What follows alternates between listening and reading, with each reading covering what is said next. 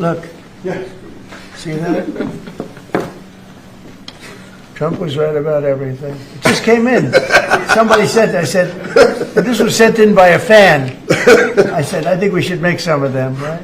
But we were, pretty much. You want one? I'll pass. Are you allowed to take one? Because he'll consider it. I know him well. He's sort of a stiff. Yeah, Brian, you're not a stiff. You're sort of a stiff guy. He'll take other things, but not a free hand. Always say yes to the president. Always say yes to the president. Would anybody like one?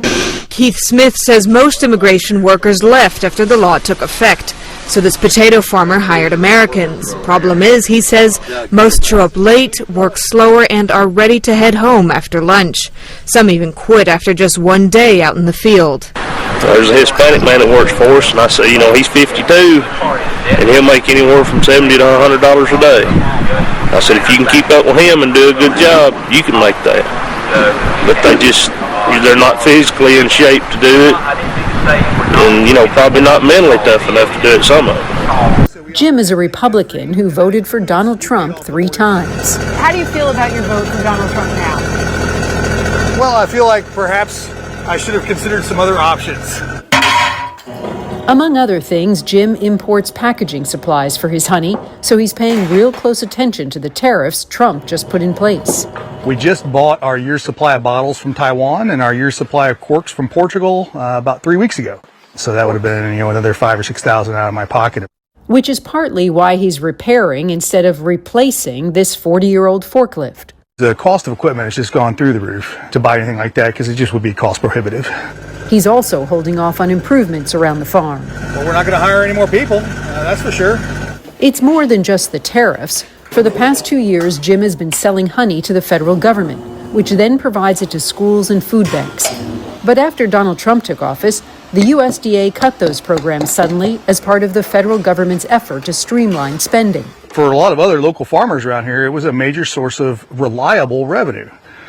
For me, it's going to cost me around $150,000 a year. $150,000? Yeah, roughly 50% of my revenue.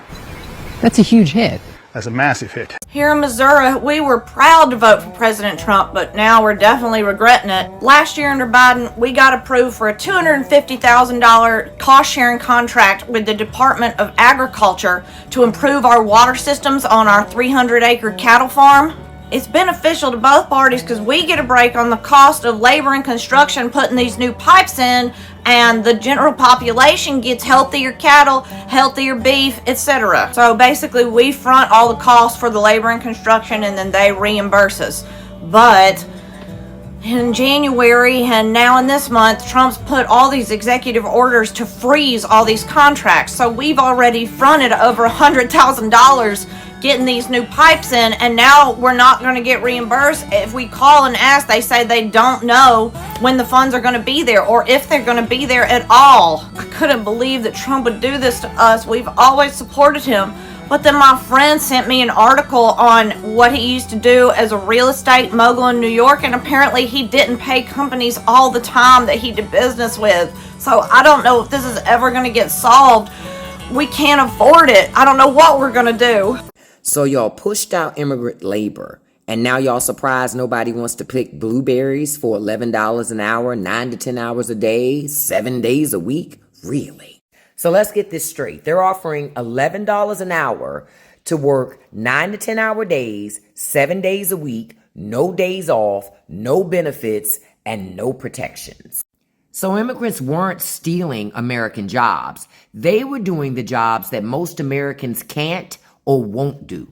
So now we got a labor shortage, and the same people who were whining about illegal immigration are now whining about food still is so expensive. Well, that's going to happen when you have a labor shortage. This is what happens when policy is led by fear instead of facts. Would you work 70 hours a week for $11 an hour to pick blueberries in a field? Let's talk about it and tag somebody who thinks that immigrant labor is a problem. We all want to talk about it. That's crazy. He basically saying that the workers that he had that was immigrants, they don't even want to show up to work no more because they're afraid of getting deported. But ICE have been getting immigrants out of America.